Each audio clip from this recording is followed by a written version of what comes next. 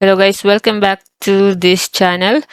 Thank you for watching this video. Sana ay makatulong po sa inyo. In this video, ituturo po natin paano hanapin ang SSS Employment History sa bagong SSS website. Kasi bago na po ang interface ng SSS website natin sa my.sss.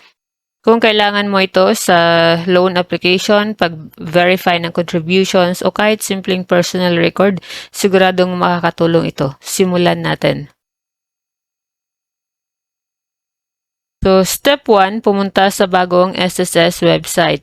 So, hanapin lamang i-type lamang sa browser ang SSS, tapos i-click ang my.sss. So, syempre dapat ay meron na po kayong account. Kung wala pang account ay maaaring pumunta sa register to SSS dito. Kung meron na, syempre maglalagin na tayo sa my.sss. So by the way, ang employment history ay hindi pa po siya available sa bagong mobile app ng SSS. Mag-update po tayo kung meron na po. Tapos maglalagin na po tayo dito sa gamit ang ating user ID at saka password. So i-type lamang po ang user ID at password. At ito na nga po ang lalabas pagkatapos po nating mag-sign in or mag-login. So, pumunta sa member information, i-click po natin itong maliit na arrow down. At pagkatapos ay makikita natin yung mga options dito. So, under member information, mayroong member details, SSS UMID upgrade, my contributions, or update security questions. So, piliin po natin itong member details. So, pagka-click po natin ng member details, ito na po ang makikita po natin sa ating member details. So, nandito ang lahat ng detalye ng ating SSS. So, kailangan mo lang siyang scroll down, scroll mo lang siya pababa, hanggang sa makita mo na itong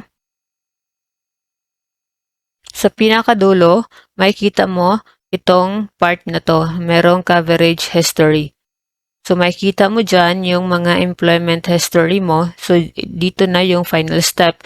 So, makikita na natin dito yung mga final, yung employment history po natin since nagtrabaho po tayo. So, mag-uumpisa yan sa pinakadulo hanggang sa yung first mo na company is nandito hanggang yung pataas ay yung current status mo na current na pinagtatrabahuan mo. So ako kasi ngayon I am a voluntary member dahil nagpe-freelancing po ako. So home-based kaya nagvo-voluntary member po ako hanggang ngayon simula 2018.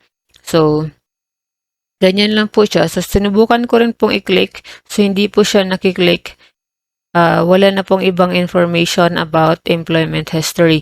So, talagang ganyan lang po yung pangalan ng company dito, tapos yung kanilang ID number ng company, tapos yung effectivity date kung kailan ka nag-umpisa sa kumpanya na yan hanggang sa hindi po siya effectivity date, I'm sorry. Yan lang po yung kung kailan ka nag-start sa company, tapos itong reporting date, kung kailan, I think yung first mo nahulog sa SSS sa kumpanya na yon. So, itong dito sa akin, sa pangalawang company ko, is nag-start ako ng July, tapos may SS na kaagad ako. So, dito kasi sa first, sa October, tapos January pa yung first nahulog. Kasi, nag-start ako dito as hindi pa regular or wala pang SSS, hindi kami hinuhulugan. So, ganun. So, yun lang po yung details about the company and about the effectivity date and reporting date. So, hindi na po siya makiklik. So, bago tayo magtapos, siguraduhin updated ang iyong account information. I-check ang contribution records regularly. Kung may concerns, tumawag sa SSS hotline o mag-email sa kanila or maaaring pumunta sa SSS branch.